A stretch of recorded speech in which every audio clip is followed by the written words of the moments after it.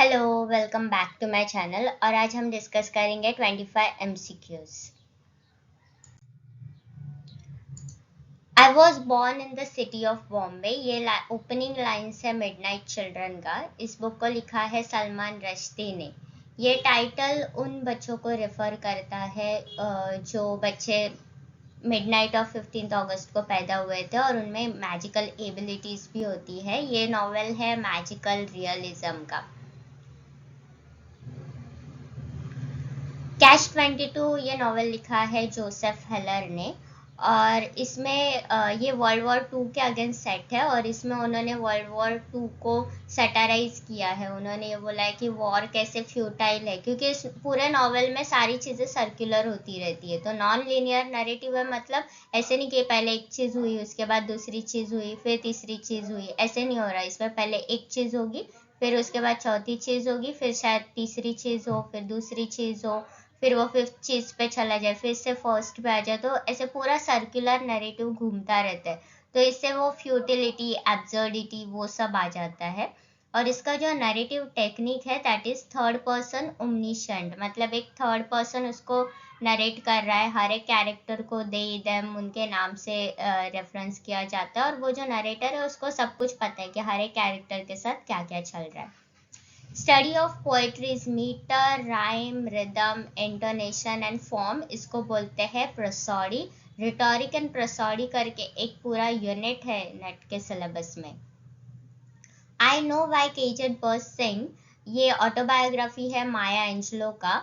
और माया एंजलो को चैलेंज किया था जेम्स बॉल्डविन ने कि एक ऑटोबायोग्राफी लिख के चले आओ। तो फिर उनके चैलेंज पे माया एंजलो ने अपनी एक ऑटोबायोग्राफी लिखी। उन्होंने इसमें पूरा अपने बचपन से उनके यूथ तक का पूरा सफर जो है वो लिखा है, इसलिए इसको बिल्डिंग्स रोमन में भी कंसिडर किया जाता है। और इसमें racism, apartheid, civil rights movement, इन सब की बात की है उन्होंने। क्रिस्टोफर मार्लो ने एक प्ले लिखा था मैसेकर ऑफ पेरिस, जिसमें वो सेंट बार्थोलोम्यू डे पे जो मैसेकर हुआ था पेरिस में उसके बारे में बात की है। और सेम प्ले एक लिखा है मैसेकर ऑफ पेरिस, वो लिखा है नथानियल ली ने। और ये इसमें था, रिस्टोरेशन प्ले में था एक। इसका टाइटल सेम है, कंटेंट भी सेम है। ऑब्वियसली दोनों ने लिखा अलग अलग है इसको, लेकिन दोनों ने एक ही टाइटल पे बात की थी। तो कभी कभी ऐसे कंफ्यूजिंग हो सकता है कि किसने लिखा था। तो मैसेकर ऑफ पेरिस में अगर ऑप्शन में क्रिस्टोफर मार्लो नहीं है लेकिन नथानियल ली है तो फिर उसको मार्क कर देना।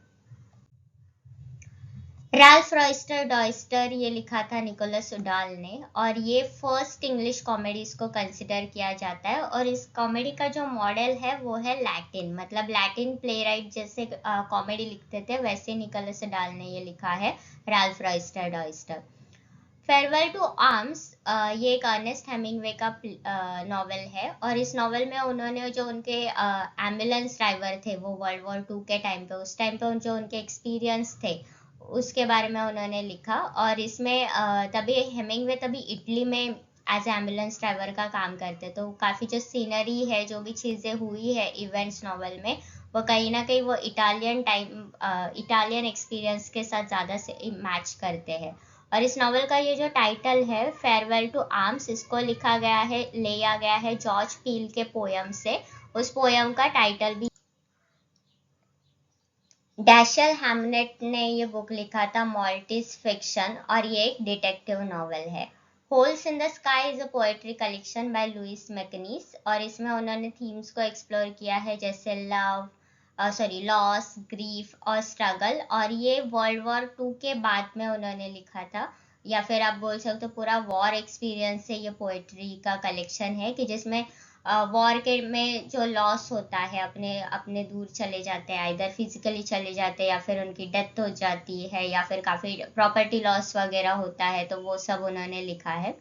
और there are holes in the sky, ये स्पाइक मिलिगन का एक पोयम है। तो टाइटल में ध्यान रखना कि कौन सा वाला क्या है। सिर्फ होल्स इन द स्काई है तो लुइस मैकनीस का पोएट्री कलेक्शन है, और there are holes in the sky है तो वो स्पाइक मिलिगन का एक पोयम है। और ये पोयम काफ़ी छोटा है, 4 लाइन का ही पोयम है। और ये ब्रिटिश ह्यूमर को दिखाते हैं कि कैसे वो डार्क है। तो इसमें कुछ ज़्यादा नहीं, वो there are holes in the sky में बेसिकली वो रेनफॉल के बारे में बताते हैं कि कैसे रेनफॉल हो रहा है, लेकिन वो उन्होंने थोड़ा फनी वे में लिखा है। Augustus C Dupin is a fictional detective created by Edgar Allan Poe, और ये आर्मचेयर डिटेक्टिव का प्रोटोटाइप है। आर्मचेयर डिटेक्टिव उनको बोलते हैं जो काफी मेहनत नहीं करते, मतलब वो फिजिकली जाके कहीं पे क्लूज नहीं ढूंढेंगे, या फिर वो किसी जो क्रिमिनल है उसके पीछे भागेंगे नहीं, वो बस अपने ब्रेन को काम करने देते हैं, ठीक है। तो अगर कोई डिटेक्टिव है जो बार बार यहाँ पे वहां पे भाग रहे हैं, तो फिर वो आर्मचेयर डिटेक्टिव नहीं है। आर्मचेयर मतलब वो बेसिकली एक चेयर पे बैठ के पूरा सोचते रहेंगे कि ओके ये हो गया वो हो गया, और फिर उस क्राइम को सॉल्व करने की कोशिश करेंगे। I have measured my life out of coffee spoons, ये लाइन अपीयर होता है the love song of J Alfred Prufrock में, और ये पोयम लिखा है टी.एस. एलियट ने। जॉर्ज ऑवेल्स की जो ऑटोबायोग्राफी है down and out in Paris and London, इसमें वो पॉवर्टी के बारे में बताते हैं कि कैसे इन दोनों कंट्री सिटीज में पॉवर्टी थी, और वो काफी उसका डिटेल एक्सपीरियंस भी देते हैं, और वो खुद भी वहीं पे वहां पे रहे थे वो टाइम पे, तो वो उनका तो वो थोड़ा उसमें पर्सनल टच पे आ जाता है। ऑब्वियसली ऑटोबायोग्राफी है तो पर्सनल टच होगा, लेकिन वो सिर्फ पॉवर्टी को डिटेल में बता रहे कि ऐसे हुआ वैसे हुआ। जॉन गैल्सवर्दी का जो प्ले है जस्टिस, वो सॉलिटरी कन्फाइनमेंट की क्रुएल्टी बताता है, और उन्होंने ये प्ले लिखा ही इससे था कि जिससे जो ब्रिटिश प्रिजन की बहुत खराब कंडीशंस है उनको वो सुधार सके। तो वो टाइम पे जो प्राइम मिनिस्टर थे ब्रिटेन के, विंस्टन चर्चिल, वो इसकी स्क्रीनिंग पे गए थे, या फिर जब ये प्ले परफॉर्म हुआ था तो वो वहां पे गए थे, और उनके लिए उन्होंने ये प्ले लिखा था ताकि उनको रियलाइज हो कि सॉलिटरी कन्फाइनमेंट में जो क्रिमिनल्स है उनको उनको कितनी खराब हालत में रखा जाता है। सॉलिटरी कन्फाइनमेंट मतलब ये होता है कि एक प्रिजनर को एक बंद रूम में रखा जाता है जहाँ पे नहीं लाइट होती है ना कोई उनके साथ होता है, वो अकेले उस रूम में होते हैं। तो नॉर्मल अगर आपने जेल देखा है तो देखो उस पे ऐसे बार्स होते हैं, लेकिन ये रूम में ऐसे बार्स वगैरह भी कुछ नहीं होते। उनको इसी में रखा जाता है, एक रूम में रखा जाता है जिसमें से जरा भी लाइट नहीं होती, और उनको अंदर अकेले रखा दिया जाता है। तो बहुत टाइम तक उनको ऐसे ही रख देते, तो उसकी वजह से उसकी जो भी क्रिमिनल है उसका मेंटल हेल्थ पे काफी खराब इफेक्ट होता है। The phrase house of fiction is associated with Henry James, और ये उन्होंने एसेज लिखे थे। इसमें पूरा एक कलेक्शन भी है एसेज का, जिसमें वो ये बताते कि नॉवेल कैसे लिखनी चाहिए, या फिर नॉवेल लिखते वक्त हमें कौन सी बातों का ध्यान देना चाहिए।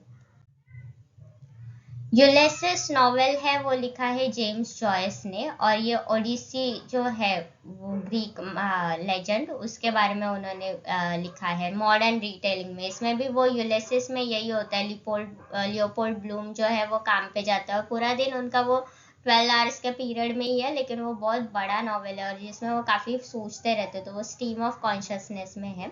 और यूलिसिस एक प्ले भी है जिसको लिखा है निकोलस राव ने, और इसमें राव ने ये एक्ट ऑफ यूनियन को सपोर्ट किया था जो 1707 में पास हुआ था।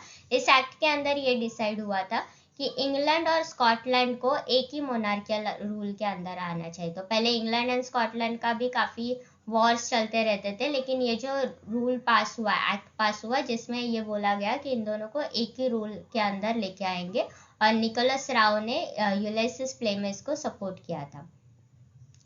Studies in the history of renaissance ये लिखा है वॉल्टर पेटर ने। ये एक आर्ट क्रिटिसिज्म है, पेंटिंग्स वगैरह के बारे में उन्होंने लिखा है कि उनको क्रिटिसाइज किया है। क्रिटिसाइज मतलब उनका पॉलीज और प्लस पॉइंट्स दोनों दिखाए हैं, और इसमें वो आर्टिस्टिक हेडोनिज्म की बात करते हैं, सॉरी एस्थेटिक हेडोनिज्म की बात करते हैं। हेडोनिज्म वो होता है जिसमें आप अपने प्लेजर के बारे में सोचते हो कि कोई भी आर्ट देखने के बाद आपको कैसी खुशी मिले। तो आर्ट ऐसे बनाओ जिससे जो विजुअल है या फिर जो भी ऑडियंस है उनको देख के एक खुशी मिले या फिर एक प्लेजर मिले। The character of Helen Burns ये जेन एयर में अपीयर होता है, और उसको सिंबलाइज किया गया है सबमिशन और क्रिश्चियन रेजोल्यूशन के साथ, कि एक आइडियल क्रिश्चियन लड़की कैसे होनी चाहिए, उसको कैसे अपने एल्डर्स को, अपने गॉड्स के सामने सबमिट करना चाहिए, उसको सोसाइटी को कभी चैलेंज नहीं करना चाहिए। तो वो जो सारे सिंबल्स है वो हेलन बर्न्स के कैरेक्टर में सिंबलाइज किए गए हैं। The professor by Charlotte Bronte publish posthumously, और ये नॉवेल उसने सबसे पहला लिखा था, लेकिन अनफॉर्चुनेटली इसको 6 बार रिजेक्ट किया गया। तो एंड में जब उनकी डेथ होगी तो डेथ के बाद फिर इनको पब्लिश किया गया था। तो प्रोफेसर पहले था, उसके बाद उन्होंने विलियट लिखा और फिर उसके बाद जेन एयर था, लेकिन जेन एयर को ज़्यादा प्रोमिनेंस मिलता है हमेशा। थॉमस लव पिकॉक ने अपना जो एक पोयम है द 4 एजेस ऑफ पोएट्री, उसमें उन्होंने पोएट्री को 4 एजेस में डिवाइड किया, gold, silver, brass and iron. और इसमें वो बताते कि कैसे एंशिएंट ग्रीक और रोमन पोएट्री सबसे बेस्ट थी, तो वो गोल्ड क्वालिटी की थी। फिर इसमें उन्होंने हर एक एजेस में जो पोएट्री लिखी गई है उसको उन्होंने क्रिटिसाइज किया, एनालाइज किया और उनको अलग अलग स्टेजेस में डाला। जॉनथन स्विफ्ट आइजैक बिकरस्टाफ के स्यूडोनिम के अंदर नहीं लिखते थे, वो ये पेन नेम यूज करते थे। और इसमें वो काफी ना ऐसे प्रैंक्स करते थे, अप्रैल फूल्स डे के अंदर काफी प्रैंक्स करते थे। तो एक एस्ट्रोलॉजर था, वो हमेशा लोगों को बताता था कि मतलब जो भविष्यवाणी करते रहते, तो वो वैसे करता था। तो जॉनथन स्विफ्ट ने एक बहुत इलेबरेट प्रैंक किया था जिसमें उन्होंने ये बोला था कि वो एस्ट्रोलॉजर की डेथ होने वाली है, और वो वैसे ही बिहेव कर रहे थे, कोई उसको देख नहीं रहा था, कोई उसका दुकान कब से बंद पड़ा था। तो वो एस्ट्रोलॉजर को लगा कि उसकी सच में डेथ हो गई और उसको समझ में नहीं आया, तो वो काफी ऐसे इलेबरेट प्रैंक करते थे।